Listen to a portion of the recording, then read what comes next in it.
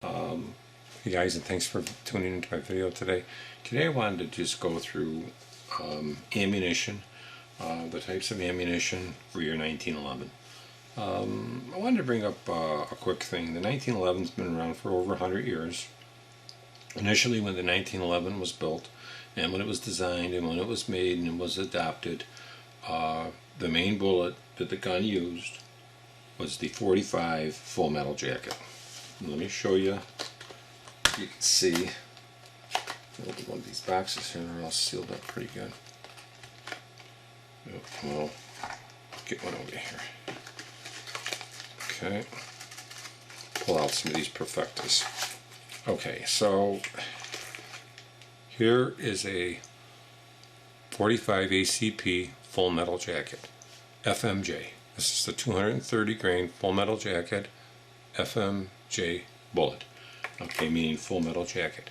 The full metal jacket bullet was designed, and the Colt was the main gun that they used to carry back then, the military. Colt 1911. John Browning, invented the gun.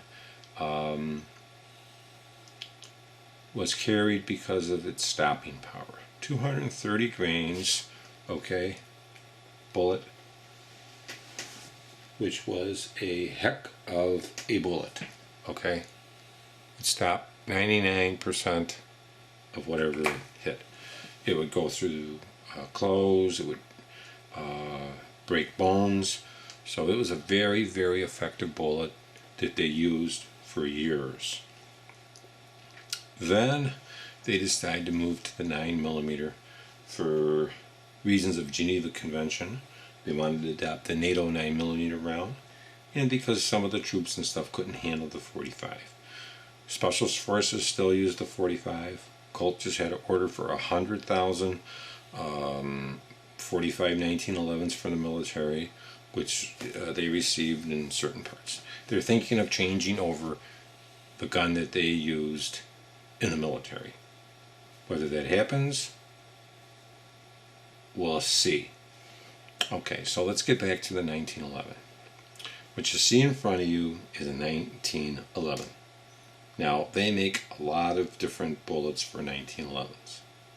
They make your self-defense hollow points. They make your zombie type bullets, which have like a little piece of plastic in the middle of them. They make your regular just .45 auto full metal jacket. They make bullets that fragmentation bullets, which are high performance. And these particular bullets, they fragment. Okay, they just explode if they hit a wall, so they don't really go through something, and you're supposedly no danger to somebody. Or you can get the Hornadies. Hornady makes 200 plus Ps. That's what these are, 200 grain plus Ps, which is plus P. The plus rating means there's more powder in the cartridge. They make plus P and plus Ps. So plus Ps are real hot, plus Ps are hot. And then they make some of the crazy bullets, like the multiple impact bullets. You can see these have 3 shreds that break apart and spin. Okay, so they have stuff like this. Okay, and they make, your standard, and this is just your standard full metal jacket bullet that I'm showing you. I'll show you a hollow point so you see what a hollow point looks like. Okay. Here's a hollow point. There's a full metal jacket. Hollow point meaning there's a hole in it. This particular one has little cuts, so when it hits, it spreads out like a pipe plate and gives most of its energy up into the expansion. This one here will not expand, it'll keep going. This one you'll get better penetration. This one will stop faster. Supposedly the idea behind it, this will develop all the shock without the penetration. This will keep penetrating, break a bone, hit an artery. Probably in the long run this will probably cause more damage, because it's going to go through, if it hits a bone, it will go through the bone, whereas the hollow point is going to be stopped by a bone. Now let's go ahead and show you how this technology when we refer to a gun, especially the 1911, to show you why we mainly always talk about, having, the full metal jacket over the hollow point. And for that, I'm going to have to take this gun apart, and I will. So let's lay some of the ammunition to the side. Okay, get this out here. And this is, like I say, it's a 1911. It's just a different model. It comes apart a little differently. I have a dummy round in it. See? Okay, it's not a live round. Okay.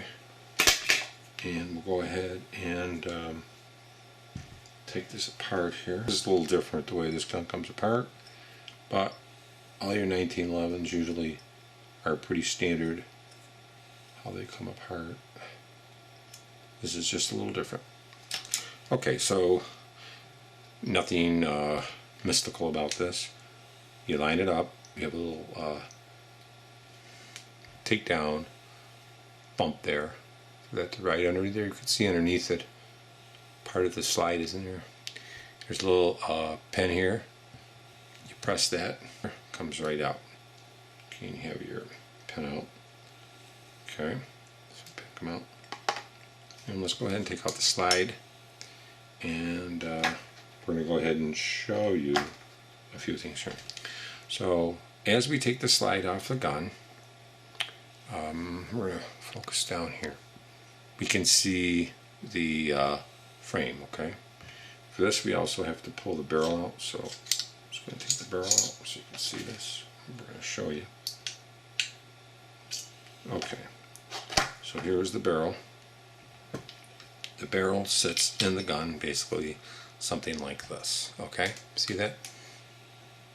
Okay, on a 1911, most of them, some do not have an on-ramped barrel. That's what this is called, on-ramped. Meaning the feed ramp is in the frame of the gun. There's no ramp here. So what happens is you can see for that to feed that gap in there. Okay. So this is why all these parts here are highly polished. And it's angled a little. They normally do this to aid in the feeding. Okay guys, so I'm going to go ahead and put this barrel in here. Okay, see how this lines up? Okay, you'll notice that this is an on-ramped barrel. There's no ramp attached to this, like your ramped ones. If it was ramped, like on a Glock or something, the feed ramp will be coming down to here. But you can hear, see how this is polished? And there's your ramp. So what happens, let's get a bullet. We'll use this dummy round. Okay, a magazine. Okay, and let's go ahead and put our dummy round in there. And you can see where the dummy round is, right? And you can see how that would feed, right? I'm going to kind of show you here. I'm going to push with my finger, and that would feed. And you can see where it might have a problem, where there might be some hitting problems. This goes in fine, okay? And that's how it would feed, okay?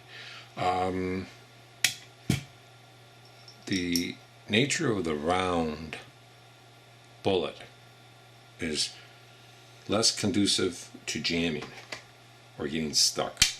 And let me get, you can only do this with a live round. It's not going to go off, so don't worry. Let's go ahead and get a hollow point. There's a hollow point. You can see how that is. If we were to put that in there, just like this, you can see as that goes up, the possibility, see how that hit a little? Right there. And if it goes up in here, it has another possibility, it can catch on that. So that was a reliability factor that made the companies go ahead and take this area here and chamfer it out and smooth it down. In most of your better guns, it will actually be all polished out. This is pretty good done. It could be done like to the ends here, which would be better, but it is pretty good. And then they normally polish it over here too. Now on the Nighthawk Custom only, they have another feature. This little ramp. They cut out a little ramp on the Nighthawk Custom. And what that allows for, you see this little bump there? That's the disconnector. And they polish that too. You see how shiny that is? And this is the ejector.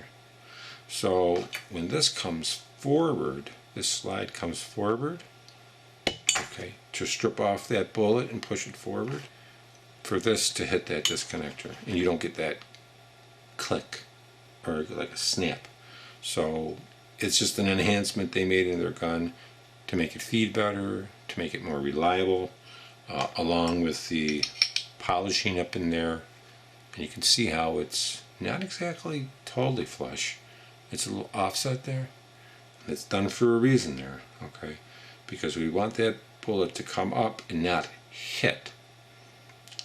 Like I say, a round bullet always is going to feed better than a hollow point. It's just the way it is. And that's why some companies like Hornady, they make these zombie maxes. Get them out of the box. And you'll see on here, they actually put some polymer in here.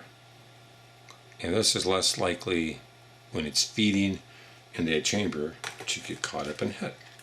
So, you know, those are good features, good designs, or whatever you want to say on a gun.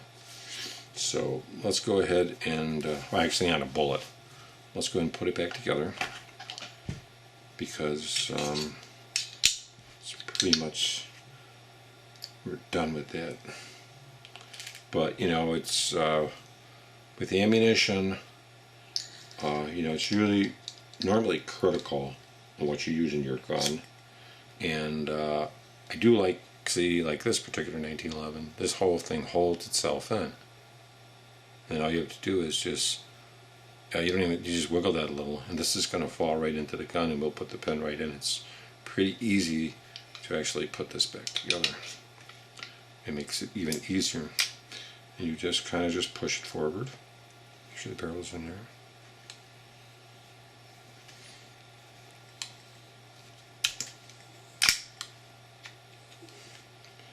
And it lines up the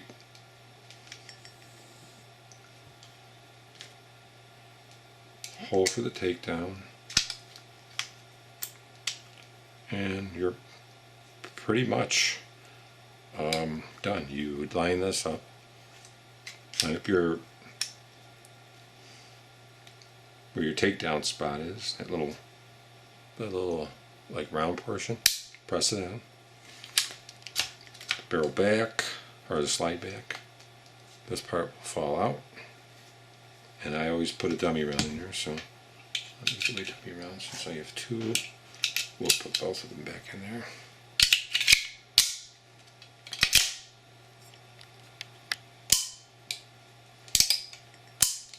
It's all set and it's back together.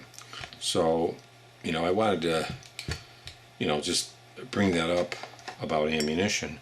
Like I say, there's a lot of different type of ammunition in the open market today. Defensive, the Hornady 200 grain plus Ps are fine. It's great ammunition. You could get with the Zombie Max, the 185 grain, those Z-Maxes. Those are kick-ass bullets.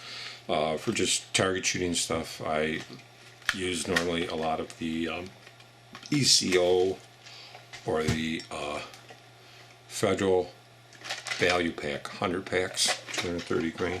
But you'll notice all the bullets that I'm showing you, especially for the target ones, are usually always 230 grain, and they're usually full metal jacket. And that, you know, for a defensive round, these are great. But like I say, feeding, they can have some feeding issues, just like any ammunition can have feeding issues. So I wanted to bring that up. Thanks for watching my video. There is another ammunition that you might not see much. It's called the RBCDs. And these are like a full metal jacket, Let's see what they are. They're 90 grain total fragmentary soft point bullets. Probably about $40 a box. They're kind of rare bullets. I have them, those two. So there's a lot of ammunition you can get for your guns.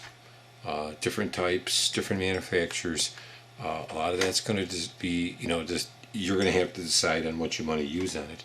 But myself, 230 grain full metal jackets, probably the recommended load for a 1911. And don't forget, a lot of the guns that people go out and shoot, like match grade guns, they use your 9mm. They usually a full metal jacket like 115 grain. So it's just going to give you better feeding ability. And they're very good stoppers. I mean, they're going to stop the target that you want to stop with no problem at all. So thanks a lot, guys, for tuning in, and appreciate your time.